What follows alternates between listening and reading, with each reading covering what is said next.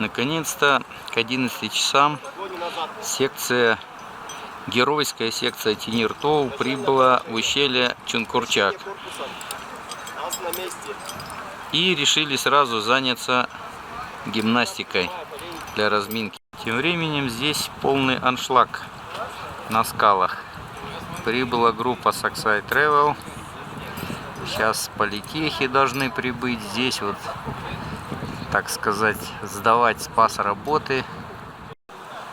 Народ разминается, готовится к подъему на скалу.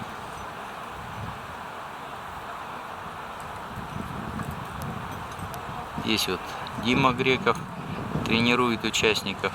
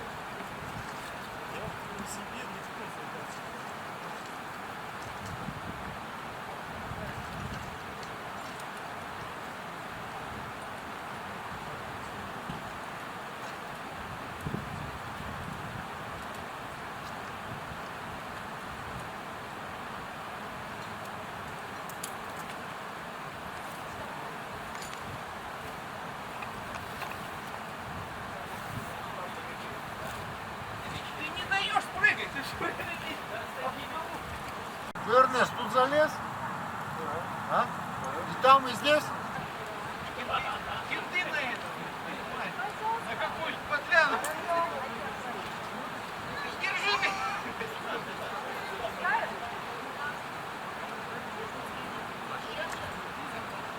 Роман, давай. Ой, не шире. Низко, падать некуда. Будет, так если разогреться там. Да. Правее, бери, правее, правее, бери, Арман. Арман, назад отпустя. Арман, на веревку руками не держи. Назад отпусти, вот так вот, ноги руки какие сделай. Арман, веревку руками не держи. Отпусти назад. Отпусти веревку. Назад отпусти.